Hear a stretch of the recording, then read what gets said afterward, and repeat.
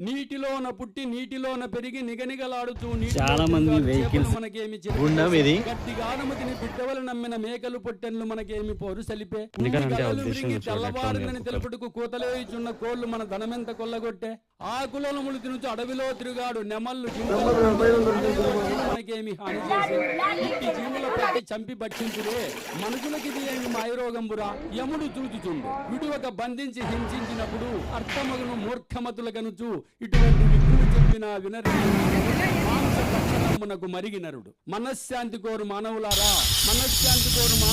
మాంస భక్షణ ఇకనైనా మానదయ్యా ఆకులములు తినుచు బడమేకలైన అవలీలగా కొండలెక్కుతుందా మేకలు గొర్రెలు ఏమన్నా మటన్ తింటాయప్ప అది ఆకులను తిని బడమేకలైన అవలీలగా కొండలెక్కుతుందా మేక పుట్టుక కోసి మాంసముండకి తిన్న మనిషి ఈనాడు మంచమెక్కి ఆసుపత్రిలో బెడ్డెక్కి ఏం తింటావా అంటే అంత మటన్ వ్యాపారం నోరు సత్తు